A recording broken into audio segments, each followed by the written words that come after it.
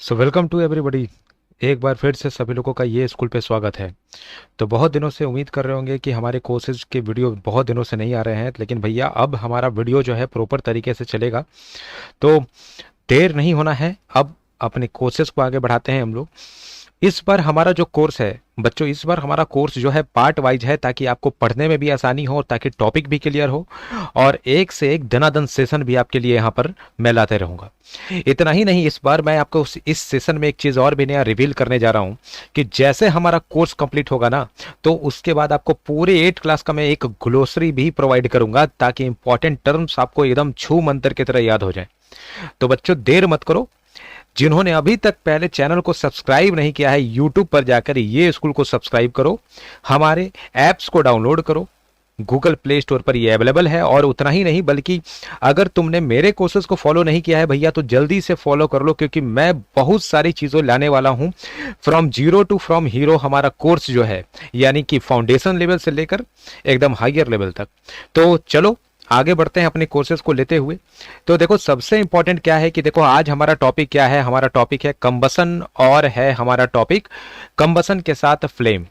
तो ये जो कंबसन के साथ फ्लेम है, ये बहुत इंपॉर्टेंट टॉपिक है, क्योंकि यहां से क्वेश्चन जो होते हैं ये फाउंडेशन में भी बनता है, फाउंडेशन के साथ साथ यहां पर आपको जो कॉम्पिटिटिव एग्जाम होते हैं वहां पर भी देखने को मिलता है। तो हर लेवल की तैयारी होगी, क्योंकि ये हमारा क्लास एनसीईआरटी का स्पेशल क्लास है, और एनसीईआरटी के स्पेशल क्लास में आपको पता है, सारे लोग जानते हैं कि भैया एनसीईआरटी का एक अपने आप जो है, एक अपने आप में विशेषता है। तो चलो शुरुआत करते हैं अपने इस मैराथन क्लासेस को, एनसीईआरटी स्पेशल क्लास 8 हमारी साइंस सीरीज को। हमारा पार्ट 1 लेक्चर है ये कंबसन और फ्लेम का। तो चलो आगे बढ़ते हैं भाई। सबसे पहले हमारे सामने बात आता है कि लेसन के इंट्रोडक्शन के बारे में। तो जब लेसन के इंट्रोडक्शन के बारे में बात आता है, तो भैया हम पढ़ने क्या वाले हैं, ठीक है, हम पढ़ने क्या वाले हैं, तो हम पढ़ने वाले हैं कंबसन और फ्लेम के बारे में। तो चलो एक एक करके सबसे पहले बात करते हैं हम लोग यूनिट वाइज टॉपिक के बारे में, कि देखो जब कंबसन के बारे में कोई भी चीजें आती है, सामने होता है, तो ये कंबसन बेसिकली कहां कहां पे चीजों को देखने को मिलता है।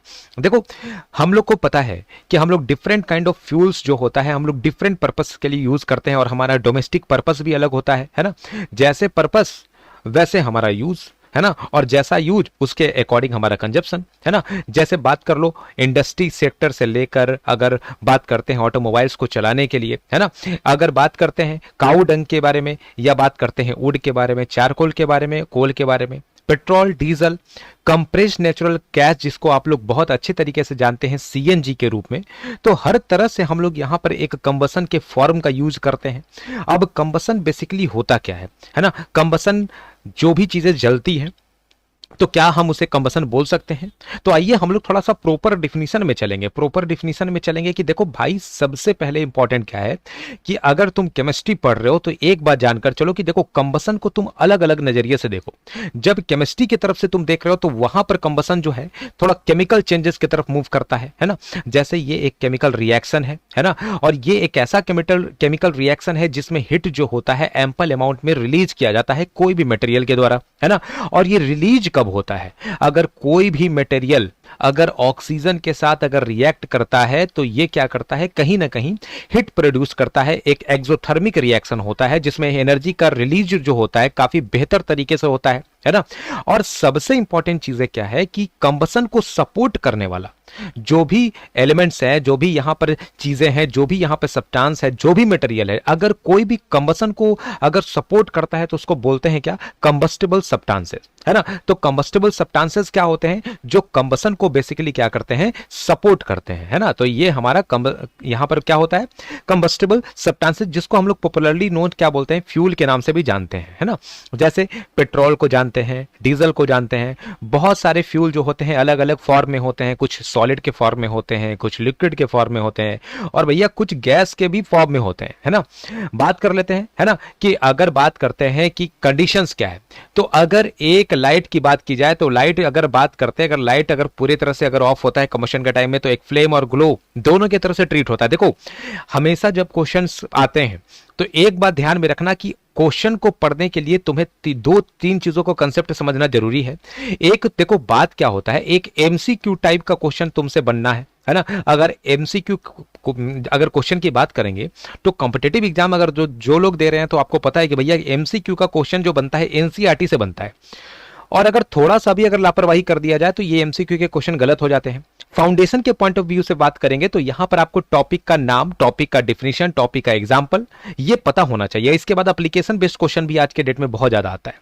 आगे मूव करते हैं हम लोग। इग्निशन टेम्परेचर जो होता है, ये बेसिकली इग्निशन टेम्परेचर हम लोग बोलते किस चीज को है भाई, है ना, ये बहुत इंपॉर्टेंट है कि इग्निशन टेम्परेचर बेसिकली होता क्या है। देखो, एक ऐसा टेम्परेचर अगर कोई भी मटेरियल के पास अगर ऐसा आता है, एक ऐसा अटेनिंग जोन होता है जब कोई भी मटेरियल फायर को आसानी से कैच कर लेता है ना। अब क्या होता है, उस टेम्परेचर के नीचे से ना तो वो फायर को सपोर्ट करेगा, है ना, और ऊपर अगर जैसे उसके लिमिट से क्रॉस होगा तो वो टेम्परेचर को एक्सेप्ट करेगा ही करेगा, सपोर्ट करेगा। तो एक ऐसा टेम्परेचर, उस टेम्परेचर के नीचे कोई भी मटेरियल फायर को सपोर्ट नहीं करता है। तो एक ऐसा जो बोलते हैं ना, एक बोलते हैं हम लोग, क्या उसको बोलते हैं, एक बॉर्डर लाइन टेम्परेचर, है ना, एक क्या इसको बोल सकते हो, बॉर्डर लाइन टेम्परेचर, है ना, बॉर्डर लाइन टेम्परेचर। तो भाई ये क्या होता है, ये इग्निशन टेम्परेचर पॉपुलरली कहलाता है ना। अब देखो बात क्या होता है, अगर टेम्परेचर किसी भी कंबस्टेबल सब्सटेंस का, कंबस्टेबल सब्सटेंस कैसा सब्सटेंस, जो किसी भी तरह के कंबशंस को, आग को सपोर्ट करता है ना, अगर ये इग्निशन टेम्परेचर से लो होता है तो सब्सटेंस जलता नहीं है, यानी कि वहां पर फायर अगर बात करोगे तो वो फायर कैच को सपोर्ट नहीं करता है ना। जैसे बात कर लो कुकिंग ऑयल के बारे में, है ना, तो कुकिंग ऑयल में भैया जब आग होती है तो आग कब वो लगता है, जब फ्राइंग पैन जो होता है एक लंबे समय तक तुम उसको बर्निंग स्टॉप पे रखते हो। मतलब मिनिमम टेम्परेचर को जैसे वो लिमिट क्रॉस करता है, तो ये मिनिमम जैसे वो जो अपने थ्रेशोल्ड को वो क्रॉस करता है तो वहां पर इग्निशन टेम्परेचर होती है ना। थ्रेशोल्ड याद रखना, यानी कि मिनिमम लिमिट, है ना, उसके नीचे वो सपोर्ट ही नहीं करेगा। केरोसिन ऑयल, वुड जो होता है, यहां पर भी वो चीजें इंप्लीमेंट होती है ना। जैसे कि ये रूम टेम्परेचर है, तो भाई अगर रूम टेम्परेचर भी अगर सपोर्ट करेगा तभी वो होगा, अगर सपोर्ट नहीं करेगा तो मानकर चलो कि वहां पर कैच फायर की पॉसिबिलिटी एकदम नहीं है ना। अगर केरोसिन ऑयल को अगर धीरे धीरे अगर हम लोग जलाते हैं तो भैया धीरे धीरे आग लगता है ना। लेकिन तुम बात करते हो वुड के बारे में, तो वुड जो होता है धीरे धीरे तुम लगाओगे भैया, आग लगाओगे तो तुमको समय लगेगा। मतलब जैसा कंबस्टेबल सब्सटेंस होता है तो सब्सटेंस का भी नेचर होता है ना, सब्सटेंस का भी नेचर होता है किसके लिए, हीट को अटेंड करने के लिए। ये बात थोड़ा सा ध्यान में रखना, है ना। तो ये चीजें हैं। इसके बाद देखो, इनफ्लेमेबल जो सब्सटेंसेस होता है वो क्या होता है। तो इनफ्लेमेबल सब्सटेंसेस के बारे में जब बात करेंगे तो ऐसा मटेरियल जिसका इग्निशन टेम्परेचर बहुत लो होता है और वो आसानी से उसको कोई भी अगर फायर होता है तो उसको वो सपोर्ट करता है, तो ऐसे को बोलते इनफ्लेमेबल। कर लो पेट्रोल के बारे में, एलपीजी के बारे में, है ना, तो इसको हम लोग बोलते हैं इनफ्लेमेबल सब्सटेंसेस। नाउ हम लोग आगे बढ़ते हैं हमारे अगले टॉपिक पे। देखो एक चीज बहुत इंपॉर्टेंट है, ये बार बार क्वेश्चन पूछा जाता है कि कंबसन को सपोर्ट करने के लिए कौन कौन सा फैक्टर जरूरी है ना, कौन कौन सा पैरामीटर जरूरी है। तो देखो तीन चीज का होना बहुत जरूरी है। पहला बात कि देखो जिस प्रोडक्ट में, जिस सब्सटेंस में तुम आग लगाने जा रहे हो वो सब्सटेंस आग को सपोर्ट करता है कि नहीं। तो पहला बात तो ये हो गया। दूसरा चीज क्या हो गया, एयर अगर होगा नहीं भैया तुम आग कैसे लगाओगे, है ना। अब सिंपल सी बात है, तुमने तो पढ़ा भी है भाई, बच्चे लोगों ने, सब लोग जानते हो कि भाई एक ग्लास है और एक यहां पर कोई आग जल रहा है और इस ग्लास को तुम इसके ऊपर रख देते हो, तो देखो यहां पर क्या होता है, कनेक्शन हमारा एटमॉस्फेयर के साथ, ऑक्सीजन के साथ पूरी तरह से डिस्टर्ब हो जाता है और पूरी तरह से आग जो होता है वहां खत्म हो जाता है। तो भाई एयर का तो सपोर्ट होना जरूरी है। और एक थर्ड पॉइंट ही सबसे इंपॉर्टेंट, जो कि अभी मैंने कहा था कि टेम्परेचर इग्निशन टेम्परेचर को क्रॉस करे, क्योंकि ये जो इग्निशन टेम्परेचर है ये थ्रेशोल्ड टेम्परेचर है। इस टेम्परेचर के नीचे तुम अगर चाहोगे अगर आग लगाना तो वो आग को सपोर्ट ही नहीं करेगा, है ना। तो टेम्परेचर, इग्निशन टेम्परेचर का होना बहुत जरूरी है। अगर ये होता है तो मानकर चलो कि कंबस्टेबल सब्सटेंस पूरे तरह से सपोर्ट करता है भैया आग को, है ना। आगे बढ़ते हैं हम लोग।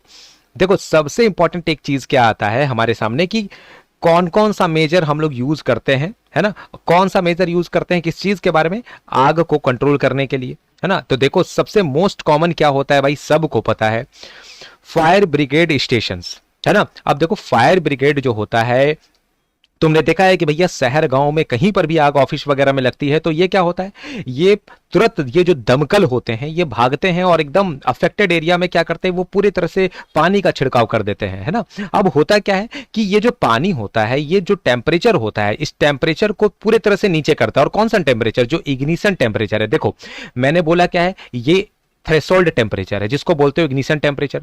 तो अगर तुमको अगर कंबस्टेबल सब्सटेंसेस को अगर अगर वहां पर आग का कनेक्शन काटना है तो इस टेम्परेचर को आपको इस इग्निशन के नीचे लाना पड़ेगा, तभी तो वो सपोर्ट नहीं करेगा। तो ये कैसे आएगा, तुरंत कूलिंग इफेक्ट डालोगे, है ना। तो जैसे जैसे क्या होगा, यहां पर इनका जो कूलिंग होगा वो सिस्टम थोड़ा सा बढ़ते जाएगा, तो जैसे आग जो होगा वो थोड़ा सा यहां पर बुझने लगेगा, है ना। तो एक मेथड तो ये हो गया। दूसरा क्या हुआ, फायर एक्सटिंगाइजर। तो ये बहुत इंपॉर्टेंट है भाई, ये फायर एक्सटिंगाइजर जो होता है ये सब की जगह पर होता है ना। यहां पर वाटर जो होता है मोस्ट कॉमनली यूज किया जाता है एज अ फायर एक्सटिंगाइजर, है ना। बट यहां पर सबसे इंपॉर्टेंट क्या है, अब देखो खासकर ये वर्क करता है लकड़ी पर भैया, पेपर पर, है ना। अब बात यहां ये आता है कि अगर मान लो कि अगर इलेक्ट्रिकल कोई चीजें होती हैं तो वहां पर कभी कभी केसेस सेवर हो जाते हैं, बहुत ज्यादा हाई हो जाता है ना, क्योंकि पानी का भैया व्हाट इज इलेक्ट्रिसिटी, इस बात को ध्यान में रखना, है ना। अब देखो कभी कभी क्या होता है कि जो चीज सपोर्ट करता है वो कभी कभी हैम्पर भी कर देता है। तो इस चीज को थोड़ा सा ध्यान में रखना है कि हम जिस चीज का यूज करने जा रहे हैं कहीं ऐसा ना हो कि एक को तो हमने यूज कर लिया लेकिन दूसरे को क्या कर दिया हमने, वहां पर एक का तो हमने पॉजिटिव वहां पर इफेक्ट ले लिया लेकिन दूसरे के लिए हमने उसको क्या कर लिया, डिस्ट्रॉय कर लिया, है ना। अब देखो ये इक्विपमेंट को तो पूरी तरह से बर्बाद कर ही देता है ना। अब अगर पानी की बात कर लें तो water is not good in case of the fire due to the oil and the petrol. तो ये बात भी ध्यान में रखना है ना। तो इस जानकारी की वजह से मुझे उम्मीद है कि कम से कम आपको यह पता चल गया है कि भैया कौन सी कंडीशंस में कौन सी चीजों का यूज करेंगे कि भाई आग जो है, डिजास्टर मैनेजमेंट की जब क्लासेस करोगे ना बच्चों तो यहां पर ये चीजें आपको और भी डिटेल तरीके से बताई जाएगी, है ना। आगे बढ़ते हैं, देखो ब्लैंकेट का यूज करते हैं भाई, है ना। अब ब्लैंकेट का यूज क्यों करते हैं पता है, क्योंकि ये जो कनेक्शन होता है ना, तो ये कनेक्शन ऑक्सीजन के साथ क्या करता है, ये कट कर देता है। तो इससे क्या हो जाती है कि जो आग लगा होता है वो कहीं ना कहीं धीरे धीरे बुझते चला जाता है। फॉरेस्ट फायर, देखो खासकर ये समर सीजन में होता है। आपको पता है कि आज के डेट में हमारा जो पृथ्वी है, हमारा जो अर्थ है, पूरी तरह से ग्लोबलाइज्ड ग्लोबल वार्मिंग के अंडर में आ गया है ना। अब होता क्या है, काट दिया हमने, सारी चीजें काट दी, नेचर को डिस्टर्ब कर दिया, तो होता क्या है कि टेम्परेचर धीरे धीरे बहुत ज्यादा बढ़ते चला गया। और टेम्परेचर बढ़ने के कारण क्या होने लगा कि जो घासें जो कभी ग्रीन हुआ करती थी, हरे भरे हुआ करती थी, वो आज के डेट में सूखा है। और सूखे हुए चीजों पर तो भैया आग बहुत जल्दी लगता है ना। तो ये भी एक कारण है कि आप देखते हैं कि बहुत सारे जंगलों में, है ना, अभी कुछ दिन पहले एक न्यूज बड़े चर्चे में थी भाई, अमेजोन के जंगल में भाई आग लग गया। तो भैया देखो लोगों ने बोला कि ह्यूमन एक्टिविटी, तो ह्यूमन एक्टिविटी क्या है, ह्यूमन एक्टिविटी यही है, आप नेचर को बर्बाद कर रहे हैं, आप नेचर को डिस्टर्ब कर रहे हैं। नेचर भी कहीं ना कहीं खुद से बदला ले रही है, और खुद से क्या, वो तो इनडायरेक्टली आपसे भी बदला ले रही है ना। तो this fire spreads rapidly from grasses to the trees, यानी धीरे धीरे इनका दायरा जो होता है बढ़ते चला जाता है और पूरे जंगलों में आग लग जाता है, सब कुछ बर्बाद, है ना। तो इन चीजों पर थोड़ा सा फोकस रखेंगे। देखो बच्चों हमारा जो क्लास है ये अब पार्ट वाइज आएगा, क्योंकि मैंने देखा है कि भैया बच्चे जो हैं कोई भी कंडीशंस में टॉपिक्स करते हैं, और टॉपिक्स आपके लिए कुछ चीजों को और भी आसान करने के लिए हम लेकर आ रहे हैं कि भैया आप टॉपिक बाय टॉपिक हम लोग क्लियर करते चलेंगे ताकि कहीं पर कोई कंफ्यूजन ना हो, है ना। जैसे हमने इस टॉपिक में इतनी सारी चीजों को सीखा, तो हमारा अगला टॉपिक क्या होगा, हमारा अगला टॉपिक होगा, हम लोग पढ़ेंगे क्या, हम लोग पढ़ेंगे different type of combustions and the flame, है ना। और इसके साथ जिन्होंने फॉलो नहीं किया है ये स्कूल को जल्दी से फॉलो कर लो भाई, क्योंकि फेसबुक, इंस्टा, लिंक्डइन, ट्विटर, पिनरेस्ट, इसके बाद यूट्यूब और सारी जगह सोशल मीडिया पर हमारा प्लेटफॉर्म है। तो जल्दी से आप लोग शेयर करिए, और जिन्होंने फॉलो नहीं किया और डाउनलोड करो भैया, पहले तो डाउनलोड करो प्ले स्कूल, जो भी प्ले स्टोर है वहां से आप ये स्कूल को जल्दी से डाउनलोड करिए, और इसमें फ्री कोर्स का जो भी फैसिलिटीज है आप लोग उसका लाभ उठाएं। तो मिलते हैं हम लोग अगले टॉपिक अगले लेक्चर में, तब तक के लिए थैंक यू।